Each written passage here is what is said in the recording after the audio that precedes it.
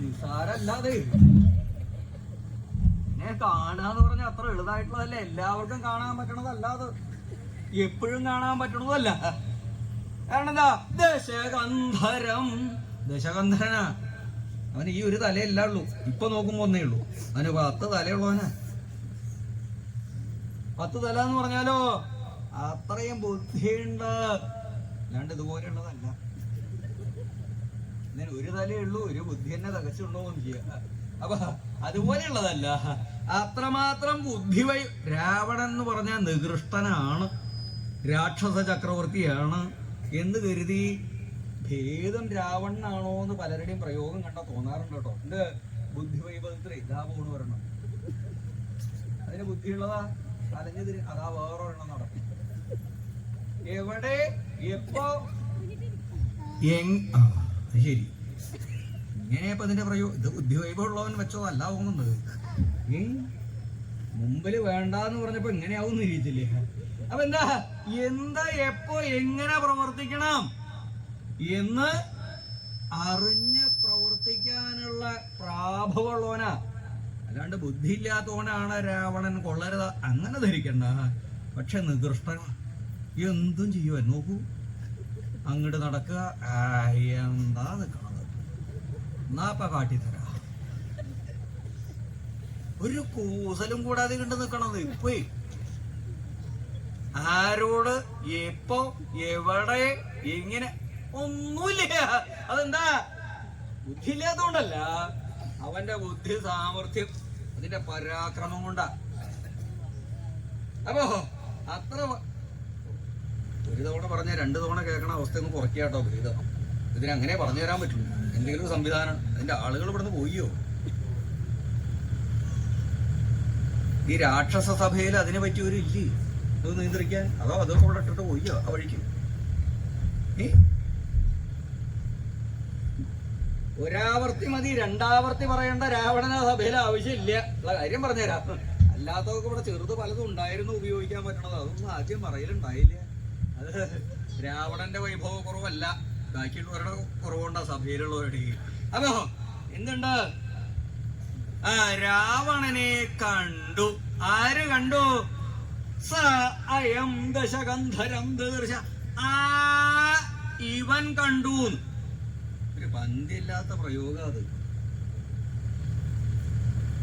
ഒന്നുമില്ലെങ്കിൽ അവൻ കണ്ടു എന്ന് പറയാ, അല്ലെങ്കിൽ ഇവൻ കണ്ടു എന്ന് പറയാ. ഈ എവിടേക്കാ കിടന്ന് ഓടണത്? ഇത് നേരെയാക്കാനുള്ള ഓട്ടാ അതോ കുറച്ചും കൂടി അപകടമാക്കാനുള്ള ഓട്ടോ?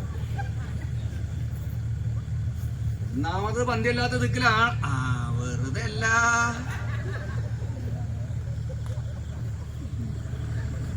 ഇതൊക്കെ കാലേ കൂട്ടി നേരെയാക്കേണ്ടതാ. അതിന് പറ്റിയതല്ല ഈ പ്രയോഗം. ചില പ്രയോഗം അതിന് പാകത്തിനേ പാടുള്ളൂ, അല്ലാത്തതൊക്കെ ആവശ്യം വരും. ഇനിയുള്ള ദിവസങ്ങളിലൊക്കെ, ഇനിയുള്ള സന്ദർഭങ്ങളിലൊക്കെ ഇതിനേക്കാൾ അങ്ങനെ മുഴക്കി കേൾപ്പിക്കുക നല്ലത്. കാരണം എന്താന്ന് മനസ്സിലാവില്ലല്ലോ. ഇത് അങ്ങനെ പോരാ. ഇത് നേരിട്ട് എന്താ പ്രയോഗിക്കണത്, എന്തൊക്കെ ആവശ്യമുള്ള, ഇത് കേട്ടും കണ്ടും അനുഭവിച്ചും മനസ്സിലാക്കേണ്ടതാണ്. അത് കഴിഞ്ഞ് ആലോചിച്ച് എന്താ അവിടെ ഉണ്ടായതെന്ന് ഒരു പരിവർത്തി പോരാ. പരിവർത്തി എന്ന് പറഞ്ഞാൽ മനസ്സിലാവുമെന്ന് വെച്ചല്ല, ഒരാവർത്തി, ഒരു പ്രാവശ്യം പോരാ. ഇനി ഇതിനെ ലളിതവൽക്കരിക്കാൻ വയ്യ. ഒരെണ്ണം മുമ്പിലിരിക്കുന്നുണ്ട്. ഇവിടുത്തെ ഭാഷ തന്നെ നിശ്ചയില്ല, പിന്നെ ഇപ്പൊ ഈ പറയണ ഭാഷ ഒരു ഭാഷയും നിശ്ചയില്ലാത്തതാ. കുറെ പൊടിവർഗങ്ങള് അവരെ പറഞ്ഞിട്ട് കാര്യമില്ല. അതിന്റെ വീതമുള്ളവർക്കും കണക്ക് തന്നെയാണ്, കഷ്ടിയാണ്. അപ്പൊ പലതും അനുഭവത്തിൽ അങ്ങനെ ഉണ്ട്. നിരീക്ഷണ ശേഷമുള്ള ഒരുപാട് മൂത്തിരിക്കണത് അങ്ങനെയല്ല കേട്ടോ. അതൊക്കെ പരിചയം, എന്തോ ഭാഗ്യം എന്ന് വേണം പറയാൻ. അപ്പൊ ഇതൊക്കെ എങ്ങനെയാ മനസ്സിലാവുക? ഒരു നേരെയിട്ടില്ല കേട്ടോ. അവിടെ പോയിരുന്നിട്ട് കുറച്ചുകൂടി അബദ്ധമാക്കുകയാണോ ചെയ്തത്? പദ്യല്ലാത്ത ശബ്ദമൊക്കെ വരാൻ തുടങ്ങിയിട്ടുണ്ട്. ഇനി ഇതിനേക്കാ അപകടം ഇവിടെ അങ്ങോട്ട് കേൾക്കാണ്ടേക്കോ? അത് പാടില്ലേ ഉള്ള കാര്യം പറയാം. അപ്പൊ ഒന്നുമില്ലെങ്കിൽ അവൻ കണ്ടു എന്ന് പറയാ, അല്ലെങ്കിൽ ഇവൻ കണ്ടു. അത് ഈ പ്രവൃത്തിയുടെ വൈഭവം ഒപ്പം ചെയ്തുകൊണ്ടിരിക്കണില്ലേ? അങ്ങനെയുണ്ട് ചില പ്രവൃത്തികളെ. ചിലര് ദഹനക്കാരും, ദഹനം എന്ന് പറഞ്ഞാൽ പാകം ചെയ്യണ, ഒരു പാചകം ചെയ്യാന്നൊക്കെ പറയും. അതേ അവിടെ അങ്ങനെ പന്തില്ലാണ്ടാക്കിയിട്ട് ഇവിടെ ഇദ്ദേഹത്തിന്റെ അവിടെ പോയി ഇങ്ങനെ പന്തില്ലാണ്ടാക്കിയവനാട്ടോ ആര് ഇതായിരിക്കണത് താടിക്കാരൻ, ഇവനായിരിക്കണത്.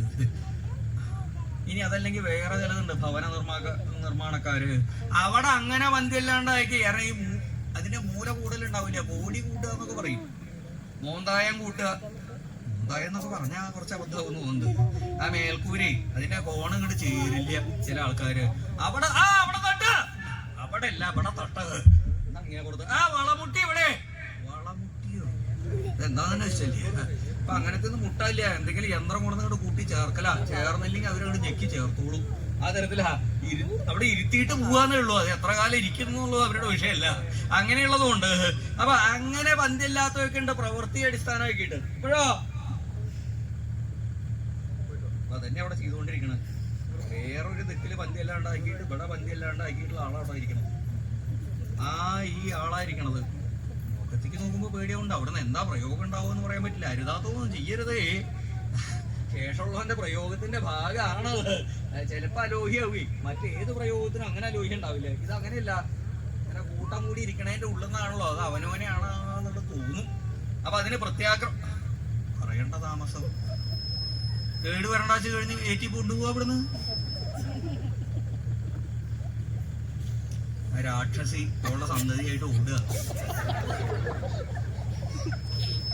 അതിന് ഏറ്റി വേഗം ഓടിക്കോ. കാരണം എന്താ, ആ കുരങ്ങന്റെ ആരാ അവൻ? ആ വാനരം ശ്രീരാമചന്ദ്രസ്വാമിയുടെ ദൂതനായിരിക്കുന്ന ഹനുമാൻ. അതിന്റെ ദൃഷ്ടിയിൽ പെടണ്ടാന്ന് കരുതിയിട്ടാ തലയൊക്കെ മൂടിയിട്ടുണ്ടെന്നായാലും നന്നായിട്ടുണ്ട്. അത് കുരങ്ങനാന്ന് കണ്ടാ പറയൂല. ആ രൂപത്തിലെ വേഷം മാറി രാക്ഷസനാന്നും പറയാൻ പറ്റില്ല. കാരണം അങ്ങനെയാണ്, മായാവികളാണ് രാക്ഷസന്മാര്. അപ്പൊ എന്താ, ഈ ഹനുമാൻ രാവണനെ കണ്ടു. അതെന്താ ഈ പ്രയോഗം? അത് ഈ പ്രയോഗം വെറുതെ അല്ല. അങ്ങനെയെല്ലാം ഇരിക്കുന്ന ആ ഹനുമാൻ. പിന്നെയോ ഈ കുരങ്ങ എങ്ങനെയുള്ളതാ? ഇത് ഇങ്ങനെയൊക്കെ ഉള്ളതാ. ഇങ്ങനെയൊക്കെ ഉള്ളതെന്ന് പറഞ്ഞാൽ എളുപ്പത്തിൽ കഴിയും. അത്രയല്ല അതിന്റെ വൈഭവം ഉള്ളൂ.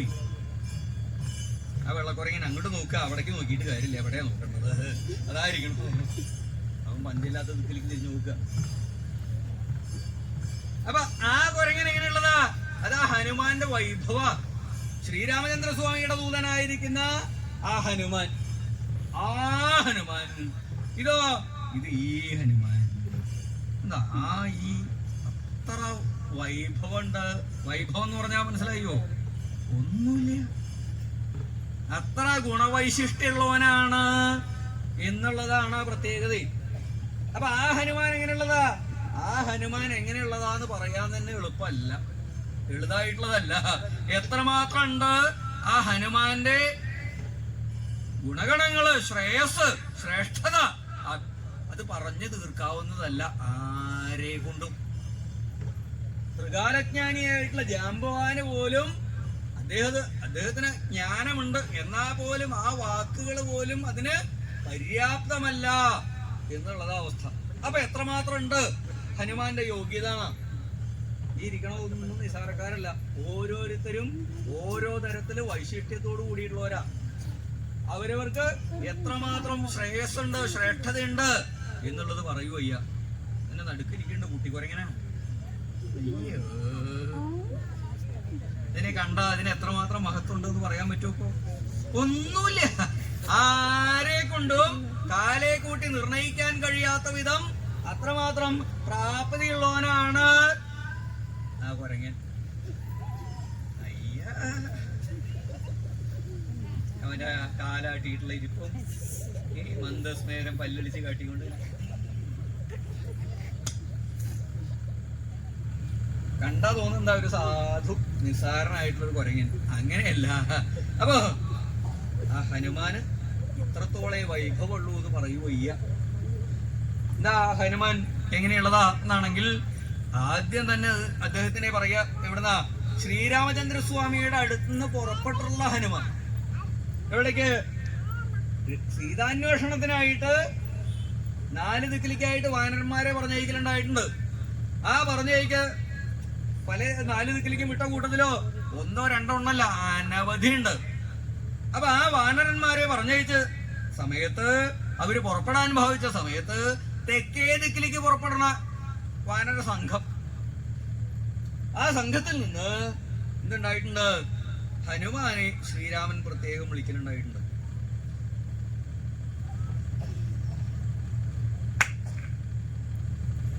നീ എന്താ അവിടെ തലയെ മാന്തിക്കൊണ്ടിരിക്കുന്നത്? ഇവിടെ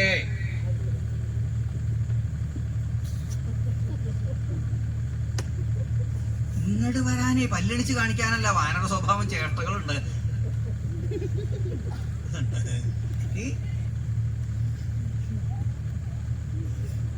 ഒലക്കല്ല നോക്കൂ, അത് ഇരിക്കണ നിൽക്കുന്ന നീളം വെക്കുന്നുണ്ട് അങ്ങോട്ടും ഇങ്ങോട്ടും.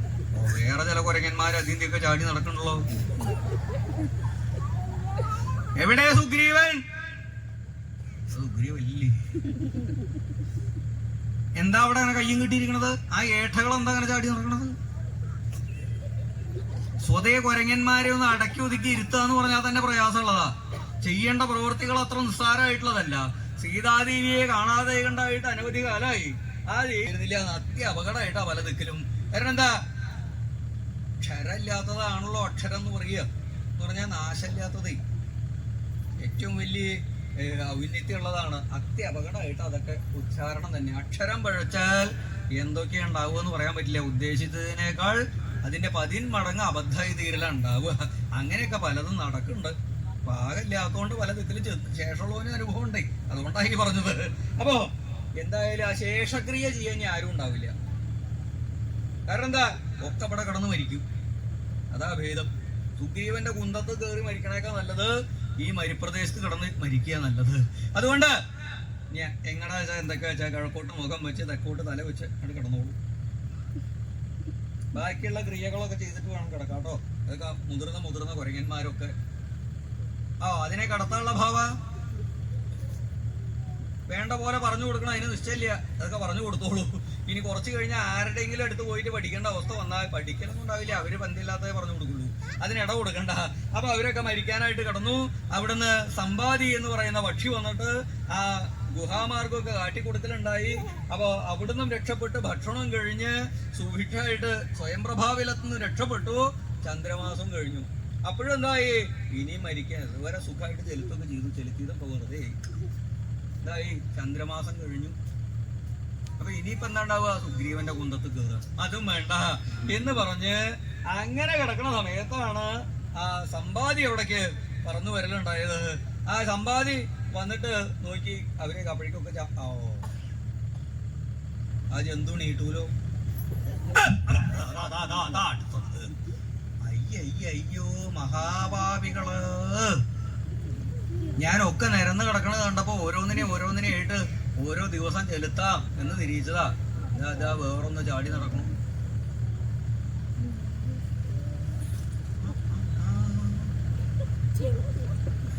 കയ്യും കെട്ടിയിട്ടാ ചാടി നടക്കണം.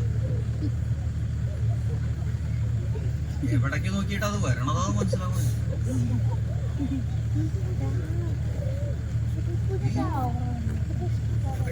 കഷ്ടം. ആ സമ്പാദിക്ക് ചിറകില്ല. അവൻ കഴുകൻ. അവന് ഇര പിടിക്കണമെങ്കിൽ ആ ചിറകുകൊണ്ട് സഞ്ചരിച്ച് നടന്നിട്ട് വേണം. അതില്ല, അതൊക്കെ പോയി. രണ്ടും പിന്നിലായി. ചുമല് വരെയുള്ളൂ. അവിടുന്ന് താഴത്തേക്കുള്ളതൊക്കെ കരിഞ്ഞു പോയി. ഏതാ പറ്റിയത് നോക്കുക. ഒരു ദിക്കിൽ ഒതുങ്ങിയത്. കാരണം എന്താ? ആഗ്രഹിച്ച പോലെ ഒന്നും തരാവണില്ല. അപ്പൊ കഷ്ടേ ചാടിക്കാനുള്ള പോക്കന്നെ തോന്നുന്നുണ്ട്. അതെ, ആ ചാട്ടം അല്ലാട്ടോ നിരീക്ഷിച്ചത്.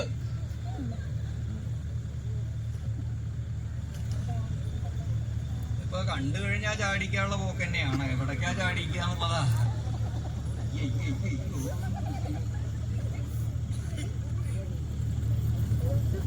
അവൻ 10 യോജന ചാടും. 10 യോജന ചാടിയിട്ട് ഇപ്പൊ ആട്ടെ അവിടെ ഉത്സാഹമായിട്ട് വരുന്നുണ്ട്. നീ എത്ര എണ്ണം ചാടും? എന്നോടാ ചോദിച്ചത്. ഞാൻ 30 യോജന. നീ 30 ചാടൂലേ? നന്നായിണ്ട്. തിരക്കടില്ല, അതുകൊണ്ടാവില്ല.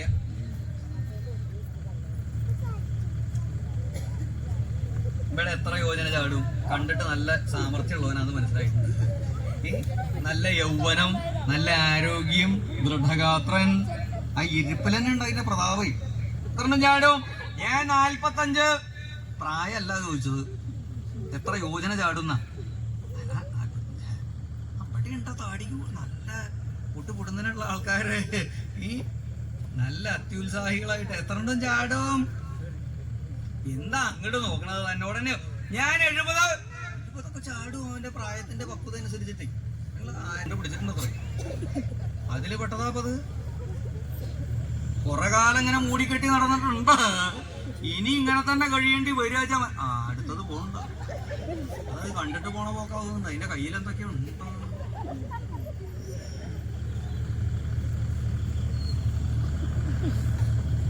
അതെ, നിന്റെ ജന്മവൃത്താന്താ പറയാൻ പോണത്.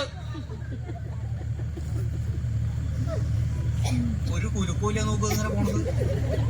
അത് ഈ ജന്മത്തിലല്ല, അടുത്ത ജന്മത്തിൽ അതിന്റെ വൃത്താന്തം അറിയും തോന്നുന്നില്ല. അതിന്റെ പോക്ക് കണ്ടിട്ട് ഉള്ള വൃത്താന്തം മുഴുവൻ അവസാനിപ്പിക്കാനുള്ള പോക്കാന്നാ തോന്നുന്നത്. പന്തില്ലാത്ത ദിക്കിലേക്ക് വെച്ച് പിടിക്കണമുണ്ട്. അപ്പോ അതിന് ഒരു മാർഗമേ ഉള്ളൂ. എന്താ? ഇതൊക്കെ അറിയാവുന്ന ഒരാള് ജാമ്പവാനാ. ആ ജാമ്പവാൻ പറഞ്ഞു അതിന് പരിഹാരം ഉണ്ട്. എന്താ? ആ ഹനുമാന്റെ ജന്മവൃത്താന്തം അറിഞ്ഞു കഴിഞ്ഞാൽ ഹനുമാന് ശാപമോക്ഷം ഉണ്ടാവും. എന്തേ ഇങ്ങനെ ശാപം കിട്ടാൻ? അതാണ് ആ ഹനുമാൻ എന്ന് പറഞ്ഞത്. നിസാരല്ല, അത് എളുതായിട്ടുള്ളതല്ല ആ വൃത്താന്തം പറയല്. എളുപ്പത്തിൽ കഴിയുന്നിരിക്കണോ, ഒത്തിരി സമയം പിടിക്കും. കാരണം എന്താ? ആ വൃത്താന്തം പറയാൻ വാക്കുകൾ മതിയാവൂന്ന് സംശയം. എത്ര വാക്സാമർത്ഥ്യമുള്ളവൻ നിരീക്ഷിച്ചാലും അതുകൊണ്ട് പറഞ്ഞ് ഫലിപ്പിച്ച് തീർക്കാവുന്നതല്ല, പറഞ്ഞുകൊണ്ട് അവസാനിക്കാവുന്നതല്ല മഹത്വം. ശേഷമുള്ളവൻ എത്രമാത്രം പറയണു അത്രേ ഉള്ളൂ എന്ന് ഒരാളും. വാനരന്മാര് നിങ്ങൾ നിരീക്ഷിക്കേണ്ട. ഹനുമാന്റെ ജന്മവൈഭവം അത്രമാത്രം വലുതായിട്ടുള്ളതാണ്. ഞാൻ പറയണത് കൊണ്ട് ആ പറയണ പോലെ ഉള്ളൂ എന്ന് നിരീക്കരുത്. എന്താ? ഓ, എല്ലാവരും കേൾക്കാനായിട്ട് പറയാനായിട്ട് തീർച്ചയായിരിക്കും. അതെന്താണല്ലേ? ആ ലോകനായകനായിരിക്കുന്ന അന്ധകാന്തകമൂർത്തിയായിരിക്കുന്ന ശ്രീപരമേശ്വരൻ, അദ്ദേഹത്തിന്റെ വാസസ്ഥാനം കൈലാസം. ആ കൈലാസത്തില് അവിടെ എല്ലാവരും തൃപ്പാദങ്ങൾ കണ്ടു വന്ദിക്കാനായിട്ട് പോലെ പതിവുണ്ട്. അപ്പൊ തൃപ്പാദങ്ങൾ കണ്ടു വന്ദിക്കാൻ പോകുമ്പോഴോ ത്രിലോകവാസി ദേവന്മാര് മുഴുവൻ അദ്ദേഹത്തെ ചെന്ന് കണ്ടു വന്ദിക്കുക. അത് പതിവായിട്ടുള്ളതാ.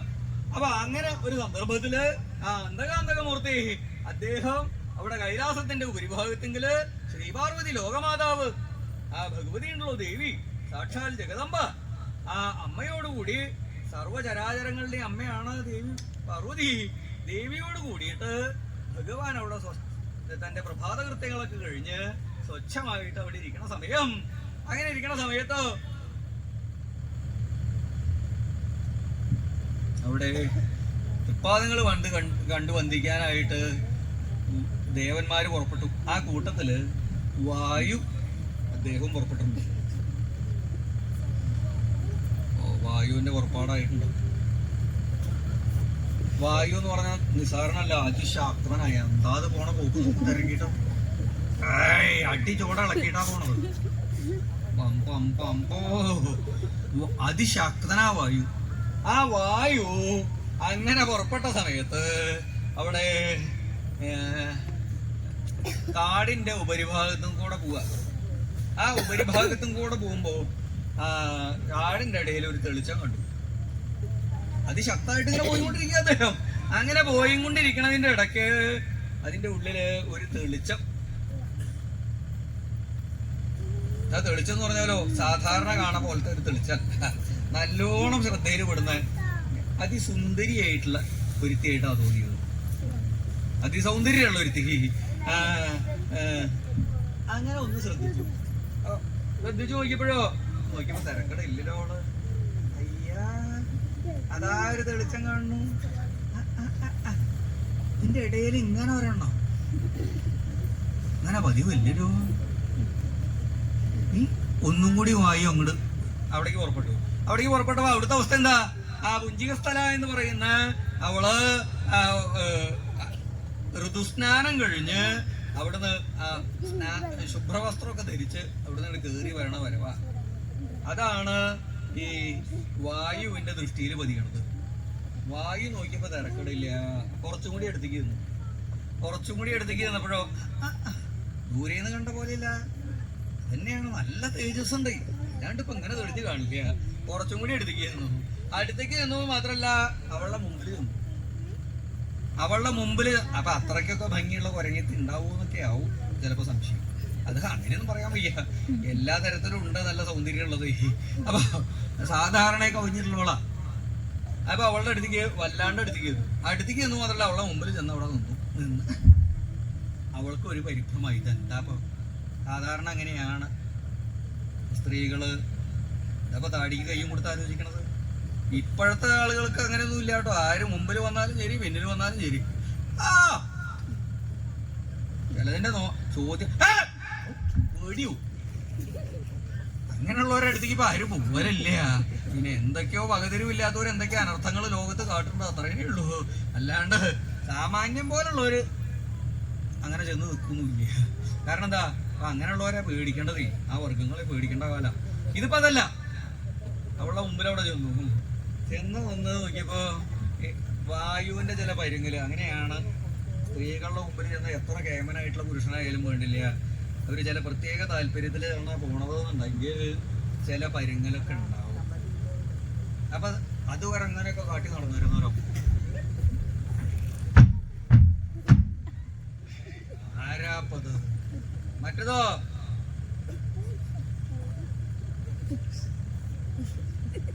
അയ്യോ, ആ പ്രയോഗം ഇങ്ങോട്ട് കണ്ടാ തന്നെ അറിയാം ഈ വിദ്വാൻ എന്തോ പന്തില്ലാണ്ടാണല്ലോ വന്നേക്കണത്. അവൾക്ക് വേഗം കാര്യം മനസ്സിലായി, എന്തോ ഒരു പന്തില്ലായി ഉണ്ടായിരുന്നു അവളും അതെ.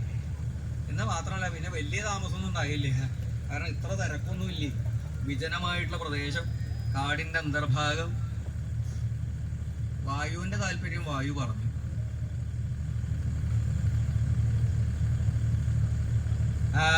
അഞ്ജന അവളോട് കാര്യം പറഞ്ഞു.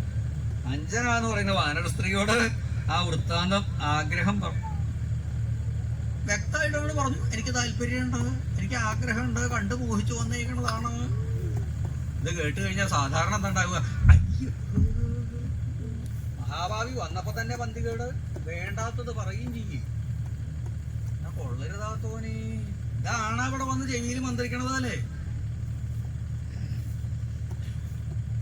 ഇതാ തോണ്ടണു. അപ്പൊ അതിനൊക്കെ ഉള്ള സൗകര്യമുണ്ട്, പലതും കയ്യിലുണ്ട്.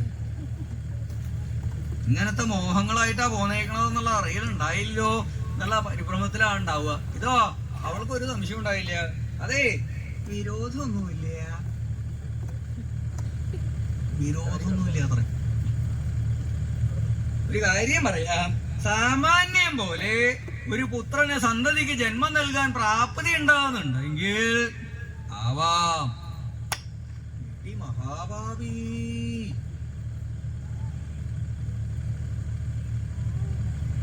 ഇതിപ്പുള്ളവരോട് പറഞ്ഞിട്ടുണ്ടെങ്കിൽ അവര് എപ്പ ജീവനം കൊണ്ട് ഓടി നോച്ചാൽ മതി. എന്താ തോന്നുന്നത്? ഇപ്പൊ ആലോചിച്ച് ചിരിച്ചിട്ടൊന്നും കാര്യമില്ല. ഇപ്പുള്ള വർഗങ്ങൾ ഇങ്ങനെ കാട്ടിക്കൂട്ടുന്ന ചില പ്രാഭവമൊക്കെ കണ്ട ആ കാട്ടിക്കൂട്ടിൽ തന്നെ ഉള്ളൂ, ഒന്നിനും പ്രാപ്തിയില്ല. എന്താ സാമാന്യം പോലൊരു സന്തതിക്ക് ജന്മം നൽകാനുള്ള പ്രാഭവം വേണ്ടേ, അതില്ല. ബാക്കിയുള്ള പരാക്രമൊക്കെ തന്നെ ഉള്ളൂ. സാമാന്യം പോലെ പോയിട്ട് പന്തില്ലാത്തതാണെങ്കിൽ ഒരു സന്തതിക്ക് ജന്മം നൽകാൻ തന്നെ പ്രാപ്തിയില്ല. എന്താ ഇപ്പൊ തിരിഞ്ഞു നോക്കണത്? അങ്ങോട്ട് തിരിഞ്ഞു നോക്കിയിട്ട് കാര്യമുള്ള കാര്യ പറഞ്ഞത്, പരമാർത്ഥ എത്ര എണ്ണ. അല്ലാണ്ടുള്ളത് പോട്ടെ, വിവാഹം കഴിച്ചിട്ട് തന്നെ ഒരു ഉണ്ണി ഉണ്ടാവാൻ വേണ്ടി, ഉണ്ണിയോ എന്തെങ്കിലും ആവട്ടെ, ഒരെണ്ണം ഉണ്ടാവണ്ടേ? കഷ്ടേ കഷ്ടം. എത്ര ദിക്കില് എന്തൊക്കെ ചെയ്തിട്ടാ ഓരോന്നും ഉണ്ടാവണത്. ചിലത് അതും ഇല്ല, സന്തതികളേ ഇല്ല. ഉണ്ടായാ നേരെയാവാത്തത് പോട്ടെ, എങ്ങനെ നോക്കി വളർത്തിയാലും അത്യ അപകട. അതിലും ഭേദം ഇല്ലാണ്ടിരിക്കുന്നേ. ഇത് ഇല്ലാണ്ട് ദണ്ണപ്പെടുന്ന ആളുകളുടെ ഒരു അവസ്ഥ ഇതോ. സാമാന്യം പോലൊരു സന്തതിക്ക് ജന്മം നൽകാൻ പ്രാപ്തി ഉണ്ടാകുന്നുണ്ടെങ്കിൽ തനിക്ക് എന്തു വേണമെങ്കിൽ ആവാന്ന്. ഇത് ഇപ്പൊ പറയേണ്ടതാട്ടോ സ്ത്രീകള്. ഇത് അന്ന് അഞ്ജന പറഞ്ഞേക്കണു. ആരോട്? വായുവിനോട്. ആ വായുദേവനോട് മുഖത്ത് നോക്കി വളരെ വെട്ടിപ്പായിട്ടാ അഞ്ജന പറയലുണ്ടായത്. അത് പറയാൻ പ്രാഭവമുള്ള വേറൊരുത്തി ഉണ്ടായില്ല എന്ന് വേണം പറയാൻ. അത് കേട്ടപ്പോഴോ വായു പറഞ്ഞു, അയ്യോ എന്നപ്പ അതിനെ പറ്റിയ പ്രാപ്തിയിലൊന്നല്ല ഞാൻ അങ്ങോട്ട് പോന്നിട്ടുള്ളത്, ഞാൻ പിന്നെ വരാം എന്ന് പറഞ്ഞ് വായു അവിടുന്ന് തടി തപ്പി. അങ്ങനെ കുറച്ചു കാലം കഴിഞ്ഞു എന്ന് മാത്രമല്ല വായുവിന്റെ ഉള്ളിൽ മോഹമൊക്കെ അവിടെ ഉണ്ടായിരുന്നു. അപ്പോ ആ കൈലാസത്തില് അന്ധകാന്തകമൂർത്തി ലോകനായകനായിരിക്കുന്ന ശ്രീ പരമേശ്വരൻ, അതേ ലോകമാതാവായിരിക്കുന്ന ശ്രീ പാർവതി ദേവി, ഭൃങ്കിരീട് തുടങ്ങിയിട്ടുള്ള ഭൂതഗണങ്ങള്, സുബ്രഹ്മണ്യൻ, ശാസ്താവ്, കാളി ഇത്യാദികളായിട്ട് അവിടെ പരിലസിക്കുന്ന കാലത്ത് ആ ദേവന്മാര് തൃപ്പാദങ്ങൾ കണ്ടുവന്ദിക്കാനായിട്ട് അദ്ദേഹത്തിന്റെ സന്നിധിയിലേക്ക് പുറപ്പെടുന്നതായി. ആ പുറപ്പെട്ട കാലത്തോ കൈലാസത്തിന്റെ ഭൂരിഭാഗത്തും ഉണ്ടായിട്ടുള്ള അവസ്ഥ എന്താ? ദേവാധിദേവൻ ഭഗവാൻ ആ മംഗളസ്വരൂപനായിരിക്കുന്ന ശ്രീ പരമേശ്വരൻ ദേവിയായിട്ട് അവിടെ ഇങ്ങനെ പരിലസിക്കുക. ആ പരിലസിക്കുന്ന സമയത്താണ് പാർവതി ദേവി പറഞ്ഞു, അതേ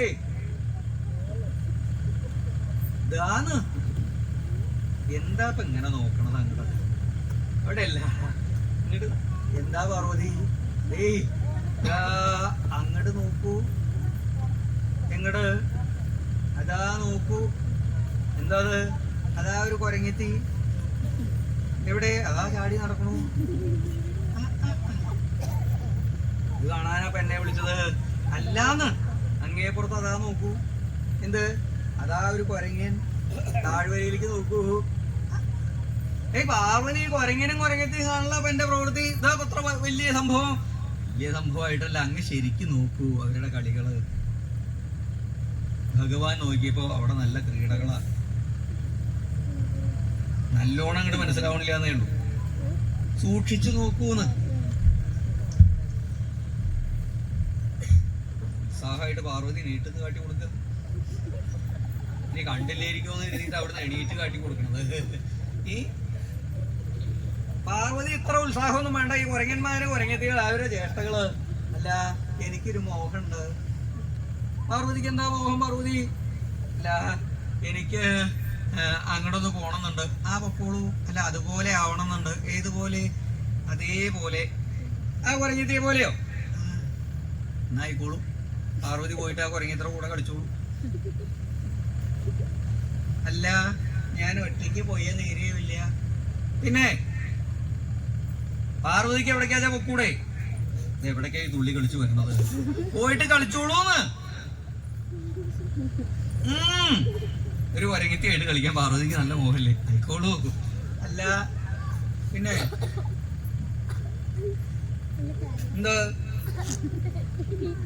എന്താ പാർവതിന്ന്? എന്താ ഈ തലയാട്ടണത്? അല്ല, അങ്ങും വേണം. എന്താ ഞാനും വരണമെന്നോ? ആ, അതുപോലെ നമുക്ക് ഒരുമിച്ച് കളിക്കണം. ഓന്റെ പാർവതി, കഷ്ടേ കഷ്ടം. ലോകത്ത് ഒരു സ്ത്രീകളും പറയാത്തൊരു കാര്യ. എല്ലാവരും എന്താ പറയാ?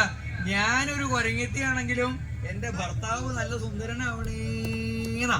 ഇതിപ്പോ എന്താ പറയണത്? ഇത് നല്ല കൊരങ്ങനാവണേന്ന് തോന്നാറുണ്ടോ? പഠിത്തിരിക്കണത് ഇത് നല്ലൊരു കൊരങ്ങനായി കിട്ടിയ നന്നായിരുന്നു കേട്ടോ. അങ്ങനെ പറയില്ല. മറ്റുള്ളവരെയൊക്കെ അവളുടെ ആളെയൊക്കെ നന്നാവണം അങ്ങനെയല്ലേ തോന്നാറുള്ളൂ. ഓ എന്റെ പാർവതി, ഇങ്ങനെ തോന്നിയില്ലോ പറയാൻ. അതല്ലാതെ എന്റെ ഒരു ആഗ്രഹമാണ്, അത് സാധിക്കാണ്ട് പറ്റില്ല. പാർവതി പറഞ്ഞാൽ ഭഗവാൻ എന്തു ചെയ്യും? എന്തിനാ പറയണോ? എനിക്കിപ്പോ വേഷം മാറാൻ പലതും കൊണ്ട് ഇതുപോലെ കെട്ടിയൊരുങ്ങൊന്നും വേണ്ട അല്ലേ? നമുക്കല്ലേ ഇങ്ങനത്തെ വേഷമൊക്കെ കൊണ്ടു. ഇവര് ദിവ്യജ്ഞന്മാരാ. നിമിഷ നേരം കൊണ്ട് പാർവതിയുടെ ഇംഗിതം സാധിപ്പിക്കാനായിട്ട് ഇതാ പുറപ്പെട്ടു. എവിടേക്കാ കൃത്യം കാട്ടിയിട്ട്? രണ്ടും കൂടി എവിടേക്കാ? ഒന്നും കൂടി പുറപ്പെട്ടു. എന്തിനു പറയണു? ആ താഴ്വരയില്, കൈലാസത്തിന്റെ താഴ്വര പ്രദേശത്ത് ഒരു കുരങ്ങനും കുരങ്ങത്തിയായിട്ട് അവരവിടെ മറ്റുള്ള കുരങ്ങന്മാരുടെ പോലുള്ള ക്രീഡയൊക്കെ തുടങ്ങി എന്ന് വേണം പറയാൻ. ആ സമയത്താണ് ദേവന്മാര് മുഴുവൻ കൈലാസത്തിലേക്ക് വരണത്. എന്താ ഐരാവതത്തിന്റെ പുറത്തൊക്കെ കയറി വരണ വരവ്, നിർത്താണ്ടുള്ള വരവ്. അവിടെ തിരെ നിർത്തുന്നു. അവിടെ വന്നു, ദേവേന്ദ്രൻ വന്നു, അവിടെ ഇറങ്ങി, അവിടെ നോക്കിയപ്പോ ദേവനും ദേവിയും കാണാനില്ല. ഓരോരോ ദേവന്മാരും ഇവിടെ വന്നു കൂടിയുണ്ട്. അവർക്ക് പരിഭ്രമായി. എവിടെ ഭഗവാൻ? എവിടെ കാണാനില്ല. ദേവി എവിടെ? പാർവതിയും കാണാനില്ല. അങ്ങനെ ഇരിക്കണ നേരത്താണ് വായു വരണത്. വായു എന്താ അത്ര വൈകിയത്? പല്ലളിക്കാനല്ല പറഞ്ഞത്. നീ ഒരു കാര്യം ചെയ്യേ, ദേവനും ദേവി എവിടെയുള്ളതെന്ന് വേഗം പോയി അന്വേഷിച്ചു പോവാ. തല മാന്താനല്ല പറഞ്ഞത്, പുറപ്പെട്. എടാ ഭാബി പോയി അന്വേഷിച്ചിട്ട് പോവാ. കേൾക്കേണ്ട താമസം വായു ഇവിടുന്ന് പുറപ്പെട്ടു. വായുവിന് പ്രയാസമൊന്നുമില്ല, അതിശക്തന അവിടുന്ന് അങ്ങോട്ട് അതിശക്തിയോടുകൂടി പുറപ്പെട്ടു മാത്രമല്ല താഴ്വരയിലെത്തി. എത്ര വേഗാതെ അവിടെ ചെന്നു.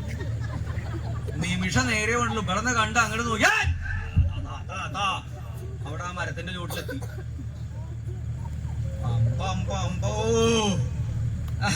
അവിടെ എത്തിയെന്ന് മാത്രല്ല, വായു അതിശക്തിയിൽ ഇവിടുന്ന് പ്രവഹിച്ചിട്ട് ആ മരത്തിന് മാത്രം ഒരു കുലുക്കൂല്ല. ഒരു അനക്കമില്ലാത്തൊരു മരോ, ഇതെന്താ അനക്കമില്ലാത്തത്? വായുവിന് സംശയം. ഒന്നും കൂടി ശക്തിയിൽ വീശി നോക്കി, അപ്പോഴും ഇല്ല ആ വൃക്ഷത്തിന് ഒരു കുലുക്കും. മനസ്സിരുത്തി ഒന്നും കൂടി സൂക്ഷിച്ചു.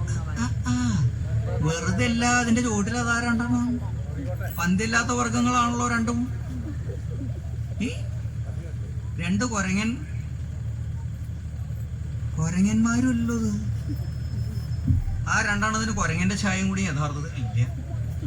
ഇത് മായയാണല്ലോ, ഇത് കള്ള കൊരങ്ങന്മാരാണല്ലോ.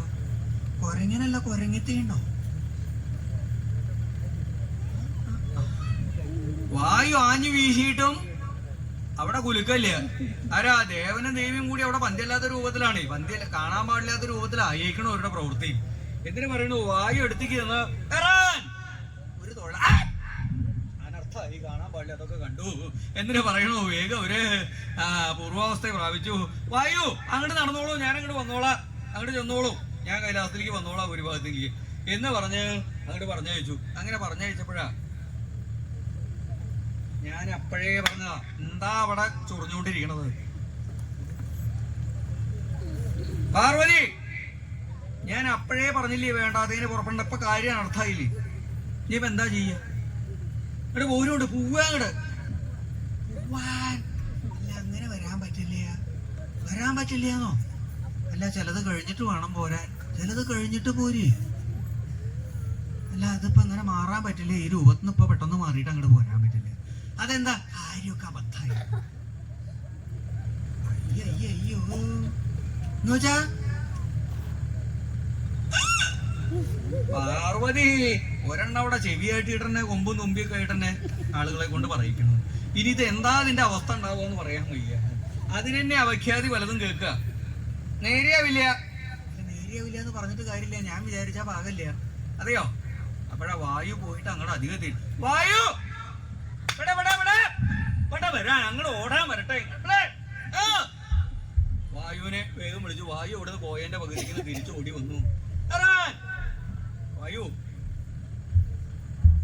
എന്റെ ചില അബദ്ധങ്ങളൊക്കെ പറ്റിയിട്ടുണ്ട്, അനർത്ഥങ്ങള്.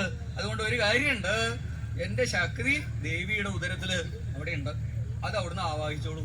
നല്ല പണിയല്ലേ കിട്ടിയിരിക്കണത്. ദേവന്റെ ശക്തി ദേവിയുടെ ഉദരത്തുനിന്ന് ആ ഗർഭത്തുനിന്ന് ആവാഹിക്കാൻ. ദേവന്റെ കൽപ്പന എന്തായാലും അനുസരിക്കാണ്ട് പറ്റില്ലല്ലോ. ആ ദേവബീജം വായുദേവൻ അവിടുന്ന് ആവാഹിച്ചെടുത്തു. എന്തായാലും ഇത് വെറുതെ കളയാൻ പറ്റില്ല. കാരണം എന്താ? ഇത് ലോകോപകാരപ്രദമായിട്ട് ഭവിക്കണം എന്നുള്ളത് വായുദേവൻ കണക്കാക്കി. അത് കയ്യിൽ പിടിച്ചു.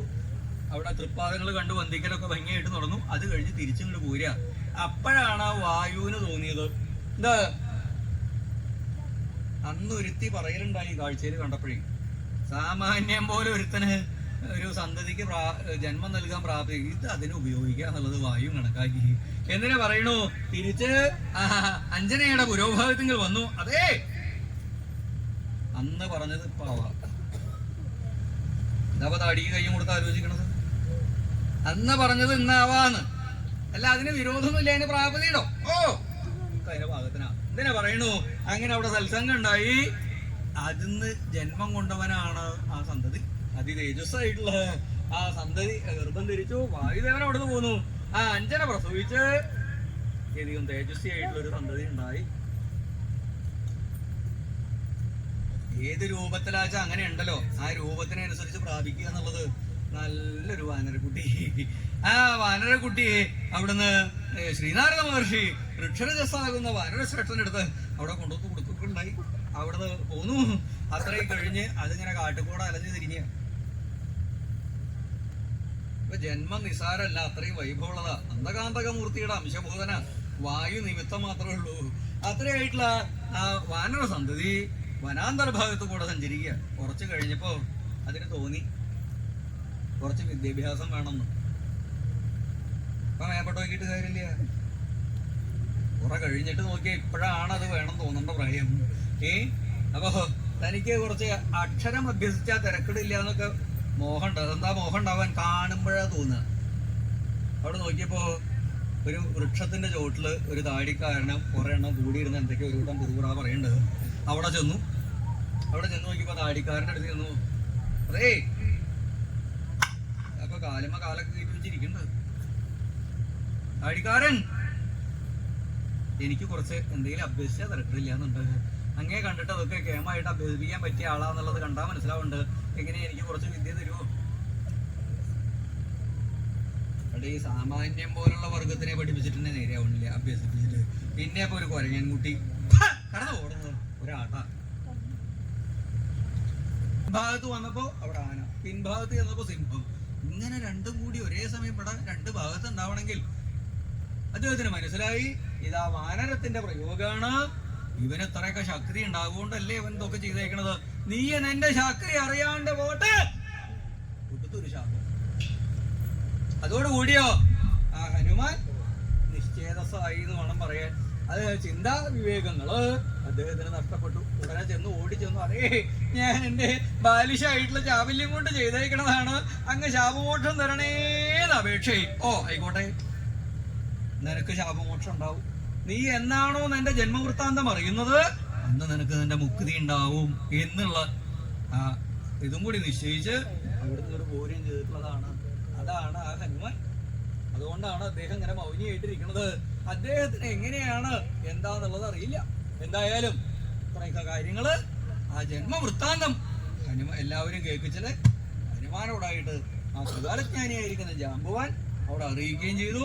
സർവന്മാരും ആ പൂർവവർദ്ധിതമായിരിക്കുന്ന പരാക്രമത്തോടുകൂടി ആ ശ്രീ ഹനുമാൻ അവിടുന്ന് പുറപ്പെടുകയും ചെയ്തു. അതാണ് ദശഗന്ധരം ഈ ഹനുമാൻ. അങ്ങനെയൊക്കെ പുറപ്പെട്ടിട്ടുള്ള ആ ഹനുമാൻ. ആ ഹനുമാനോ ലങ്കയിൽ എത്തല് കഴിഞ്ഞു. ലങ്കയിൽ എത്തിക്കഴിഞ്ഞിട്ടോ ഇവിടെയുള്ള ആ രാക്ഷസന്മാരെ മുഴുവൻ നിഗ്രഹിക്കൽ കഴിഞ്ഞു, ഉദ്യാനം നശിപ്പിക്കൽ കഴിഞ്ഞു, ആ രാവണപുത്രൻ അക്ഷകുമാരനെ വധിക്കൽ കഴിഞ്ഞു, പഞ്ചസേനാപതികളെ നിഗ്രഹിച്ചു. ഇന്ദ്രജിത്തിനാൽ പ്രയുക്തമായിരിക്കുന്ന ബ്രഹ്മാസ്ത്രത്താൽ 3.25 നാഴിക നേരം മോഹാലസ്യത്തിന് അവരും കഴിഞ്ഞു. ആ സമയവും അധികരിച്ചു. കാരണം എന്താ, ഇനി വരാൻ പോകുന്ന രാമരാവണ യുദ്ധത്തിന്റെ ഇടയ്ക്ക് പലരും ചിലപ്പോ ഈ ആയുധെടുത്ത് വരും. അപ്പൊ എന്നെങ്കിലും ഇത് അനുഭവിക്കാണ്ട് വയ്യ. ബ്രഹ്മാവിന്റെ നിശ്ചയം അനുഭവിക്കാതെ ആർക്കും രക്ഷയില്ല, അതിന്ന് ഒഴിവാവാൻ കഴിയണതല്ല എന്ന് കണക്കാക്കിക്കൊണ്ട് അങ്ങനെ ഒരു പ്രതിസന്ധി ഉണ്ടെങ്കിൽ അതിപ്പോ അനുഭവിക്കില്ലേ നല്ലത് എന്ന് കണക്കാക്കിക്കൊണ്ട് ആ ബ്രഹ്മാസ്ത്രത്തിന് വിധേയനായിട്ട് ആ സമയം അധികരിച്ച് രാവണ പുരോഭാഗത്തെങ്കിലും എത്തിയപ്പോഴേക്കോ ആ സമയം കഴിഞ്ഞു. ഹനുമാൻ തന്നെ ബന്ധിച്ചിരിക്കുന്ന ബന്ധനങ്ങളൊക്കെ പൊട്ടിച്ചെറിഞ്ഞ് ചാടി അവിടെ നിൽക്കുകയും ചെയ്തു. അങ്ങനെ നിന്നപ്പോഴോ രാവണൻ എന്താ അപ്പൊ കൊണ്ടുവരും തന്റെ കാക്കൽ കൊടന്ന് ഇടുന്ന് കരുതി കിഴപ്പിട്ട് നോക്കിയിരിക്കുക. ഹനുമാനോ ചാടി അവിടെ നേരെ ഇങ്ങോട്ട് നോക്കുക ചെയ്തു. ആ നോക്കിയ സമയത്തോ ആ രാവണനെ കാണലുണ്ടായി. അതാണ് ആ ഈ ഹനുമാൻ രാവണനെ കണ്ടു എന്ന് പറയലുണ്ടായത്. ഇനിയിപ്പോ മുഴുവൻ പറയേണ്ടി വരും തോന്നുന്നില്ല, ഇവിടെ കൊണ്ട് മതിയാക്കാവും ഭേദം. ഇനി പറഞ്ഞപ്പോഴും നിൽക്കില്ല. പല ആളുകളും ഉണ്ടപ്പോ ഇവിടെ അല്ലേ, സഹിക്കാൻ വയ്യാണ്ടായിരിക്കണം തന്നെ. അപ്പൊ ഒരു പരിധി ഉണ്ട്. എന്താ താടിക്ക് കഴിഞ്ഞും കൊടുത്ത് ആലോചിക്കണത്? ഏറെക്കുറൊക്കെ അവിടെ നിർത്താവും ഭേദം. രാവണനെ കണ്ടോടത്തി നിർത്താം. ഇനിയൊരു സന്ദർഭം ഉണ്ടാവുമ്പോ എങ്ങനെയാ കണ്ടതെന്നൊക്കെ പറയാവും ഭേദമല്ലേ. എന്താ തോന്നുന്നത്? അപ്പറന്നെ ഭേദം. അപ്പൊ ആ രാവണനെ കണ്ടിട്ട് എന്തുണ്ടായി? ആ ഹനുമാൻ നിർനിമേഷ ചിത്തനായിട്ട് രാവണനെയും വീക്ഷിച്ചും കൊണ്ട് ആ സഭയിൽ അവിടെ ഇരിക്കുകയും ചെയ്തു. അതെന്താ? രാവണൻ രാവണൻ രാവണെന്ന് സമ്പാദി പറഞ്ഞിട്ട് കേൾക്കലുണ്ടായിട്ടുണ്ട്. ആ രാക്ഷസനെ ത്രിലോകങ്ങളെ മുഴുവൻ കിടുകടാന്ന് ഉറപ്പിച്ചിട്ടുള്ള ആ ദുർബുദ്ധിയെ ആ ഹനുമാൻ നിർനിമേഷ ചിത്തനായിട്ട് അവിടെ നോക്കി എന്ന് പറഞ്ഞാലോ ആ രാവണന്റെ വൈഭവം അത് അത്ര എളുതായിട്ട് പറഞ്ഞാൽ തീരണമല്ല. ഇപ്പൊ പറഞ്ഞതിന്റെ അത്ര തന്നെ മതിയാവില്ല, അതിനേക്കാൾ കൂടുതലുണ്ട് രാവണന്റെ ഇരിപ്പും എന്നർത്ഥം. എന്താ വന്ദീകൃതേന്ദ്രപുരവാരവധൂകരാഗ്രാചാമരമരിച്ചലിതോത്രിയും വന്ദീകൃതങ്ങളായിരിക്കുന്ന ഇന്ദ്രപുരവാര വധുക്കളുടെ കരങ്ങളെ കൊണ്ട് വ്യാധൂതങ്ങളായിരിക്കുന്ന ചാമരമരുത്തുക്കളെ കൊണ്ട് ചലിതമായിരിക്കുന്ന ഉത്തരീയത്തോടുകൂടി രാവണന്റെ ഉത്തരീയം ഇളകുണ്ട് എന്ന് പറഞ്ഞാലോ. ഉത്തരീയം എന്ന് പറഞ്ഞാൽ ചുമലില് ധരിച്ചിട്ടുള്ള വസ്ത്രം. അതെന്തുണ്ട്? അതിങ്ങനെ ഇളകുണ്ട്. ആ കേമത്തം തന്നെ, ആ പ്രൗഢി, രാവണന്റെ ഇരിപ്പിന്റെ ഒരു പ്രാപ്തിയില് അതിങ്ങനെ ഇളകും. ഉത്തരീയം എന്ന് പറഞ്ഞാൽ ഇങ്ങനെ ചുമലിലിടണ രണ്ടാമുണ്ട്. അപ്പൊ എന്തുണ്ട്? കേമനാവണമെങ്കിൽ ഇങ്ങനെ ഇളക്കുക. അത് ചില ആളുകൾ പതിവുണ്ട് സ്വന്തമായിട്ടിരുന്ന് ഇളക്കല് അല്ലേ. ചിലരിങ്ങനെ നടത്തം കണ്ടിട്ടുണ്ടോ? ഇതിങ്ങനെ വീശിയും കൊണ്ട് ഇങ്ങനെ, അതൊരു കേമത്താ. അദ്ദേഹത്തിന്റെ പ്രൗഢിയില് അതങ്ങനെ സ്വയം ഇളക്കണതല്ല. പിന്നെയോ വന്ധീകൃതകളായിരിക്കുന്ന ഇന്ദ്രപൂരവാര വധുക്കളുടെ കരങ്ങളെ കൊണ്ട് വ്യാധൂതങ്ങളായിരിക്കുന്ന മരുത്ത്, കാറ്റ്, അതുകൊണ്ട് ചലിതമാണ് ഉത്തരീയെന്ന്. വന്ധീകൃതകളായിരിക്കുന്ന ഇന്ദ്രപൂരവാര വധുക്കളോ കണ്ടില്ലേ നിരന്നിരിക്കണ്ട് ദേവസ്ത്രീകൾ, അപ്സര സ്ത്രീകളായിരിക്കണത്. അതിസൗന്ദര്യം ഓരോരുത്തരും ഇങ്ങോട്ട് കണ്ട ഈ അംഗോപാംഗ സൗഷ്ഠവത്തോട് കൂടിയിട്ടുള്ള അങ്കനമാരാത്. ആ ദേവ സ്ത്രീകള്, അപ്സര സ്ത്രീകള് അവരെന്തായിട്ടുണ്ട്? വന്ധീകൃതകളായിട്ടുണ്ട്. അവരിങ്ങനെ വൃത്യപ്രവൃത്തിക്ക് പാകത്തിനായിട്ടുണ്ട് രാവണന്റെ. അവര് വീശുന്ന വെഞ്ചാമരങ്ങളിൽ നിന്ന് പുറപ്പെട്ടുള്ള കാറ്റ് കൊണ്ടാണ് ഈ ഉത്തരീയ ഇളകണത്. അവരിങ്ങനെ വെഞ്ചാമരം പിടിച്ചിട്ട് രണ്ട് പുറത്തു വന്ന്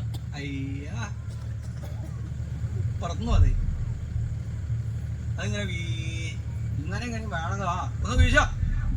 അങ്ങനെ ഉണ്ടാ ചിലത് വയ്യാണ്ട് കിടക്കണ കാലത്ത് ഒന്ന് വീശി കൊടുക്കൂടാ. ഈ മാരണമൊന്നും ഗുണവുമില്ല, തീരവുമില്ല. അങ്ങനെയുണ്ട ചിലര്.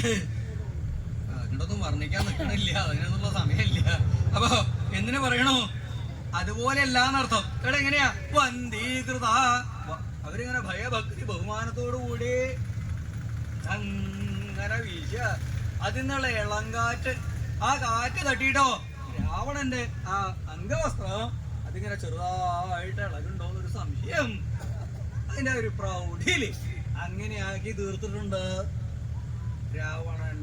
ഇങ്ങനെയുള്ള രാവണനെ വീക്ഷിച്ചുകൊണ്ട് ആ രാമദൂതനായിരിക്കുന്ന ശ്രീഹനുമാൻ ആ രാവണ പുരോഭാഗത്തിങ്കൽ രാവണനോട് ഓരോരോ പ്രത്യുത്തര വാക്കുകളെ പറയുവാനായിക്കൊണ്ട് ആഗ്രഹിച്ചും കൊണ്ട് രാവണ പുരോഭാഗത്തിങ്കൽ വർദ്ധിക്കുകയും ചെയ്തു. ആ സമയത്തെങ്കിലോ യാതൊരു ഭഗവാൻ ശ്രീരാമചന്ദ്രനോ വാനരന്മാരുടെ പ്രത്യേകമനവും സീതാവൃത്താന്തവും അറിയുവാനുള്ള ഉത്സാഹത്തോടു കൂടി അനുജനായിരിക്കുന്ന ലക്ഷ്മണനോട് സുഗ്രീവാദി വാനര വീരന്മാരോടുകൂടി ആയോടെ വർദ്ധിക്കുകയും ചെയ്തു. അപ്രകാരം വരാൻ ഇരിക്കുന്ന ഭഗവാൻ ശ്രീരാമചന്ദ്രൻ ഭഗവാന്മാരെ കാത്തുരക്ഷിക്കുന്നു.